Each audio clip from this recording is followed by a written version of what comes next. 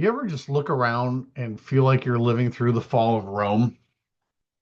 But instead of Julius Caesar getting stabbed, it's just us, just slow bleeding from student loans, TikTok trends, and $9 carton of eggs. That's America right now.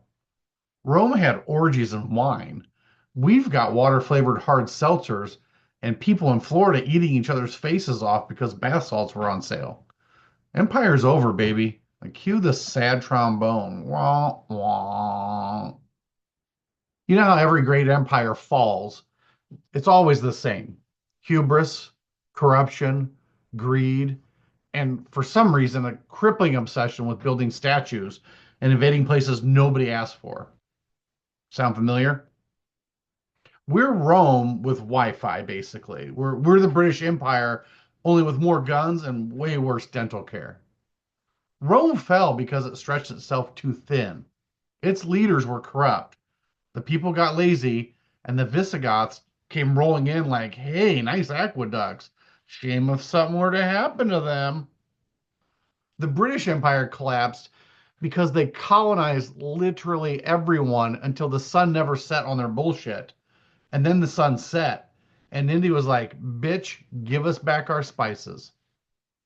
The Mongols fell when they realized you can't manage a global empire when your favorite hobby is just riding horses and murdering people.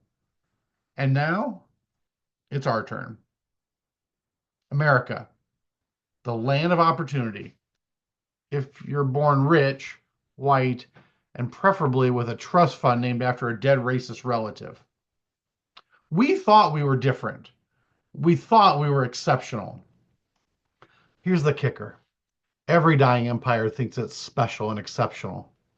Just ask the Romans. No, no, this isn't a collapse. This is just a market correction. We built this empire on two things: slave labor and vibes. And now the vibes are bad, y'all. We've got billionaires launching penis shaped rockets into space while people die in hospital parking lots because their fucking deductible is higher than Elon Musk on Joe Rogan's podcast. Half the country thinks the government is trying to implant chips into their brains as they type on a phone that tracks their heart rate, location, and which hand they use to jerk off with. So, yeah, we're cooked, y'all. Democracy's on life support, and the Supreme Court's up there like, hey, while you're distracted, women don't have rights anymore. Gays are next. And guess what? We're bringing back lead paint because it tastes delicious. And don't get me wrong, this ain't just for Republicans. Liberals are out here too, fighting fascism by tweeting about it from their MacBook Pros while sipping oat milk lattes named after Supreme Court dissenters. My venti RBG mocha has too much foam, and that's oppression. Meanwhile, Democrats are sending strongly worded emails to the people who literally tried to hang the vice president. You know how bad it is when Mike Pence is the hero of the story? Like, Mike Pence looks like he was created by AI after someone typed, make me a human marshmallow that hates women. But you want to know what's really to blame for all this shit? Fucking pumpkin spice. That's right. It's not the government. It's not the banks. It's not capitalism. It's goddamn pumpkin spice. Because that was the moment America became unserious. You can't be a world superpower when grown adults are lined up in yoga pants screaming, it's PSL season, bitch! Rome didn't fall because of the Visigoths. They fell because someone said, I bet if we put cinnamon in the goat's milk, the legions would love it. And now the empire is crumbling in real time before our eyes. We've got infrastructure from the 1950s, but bombs from the 2030s. Bridges are falling down while we use our technology to live stream it. We don't make anything here anymore except depression memes and OnlyFans accounts. Our healthcare system is just GoFundMe with extra steps. And the richest country in the world? But one bad cough and you're selling feet pics on the internet to pay for your insulin. And speaking of insulin, do you know who's not struggling? Congress. They get the good health care. The kind where if you show up and say, I have a weird mole, they laser that shit off before you can finish your sentence. Meanwhile, your average American has 3 suspicious lumps, a permanent limp, and a WebMD addiction. We are a nation obsessed with war, but we're too exhausted to fight back against our own government because every time we try, they raise rent, lower minimum wage. Like, oops, can't hear you over the sound of corporate profits. The fall of the empire isn't coming. It's already fucking here.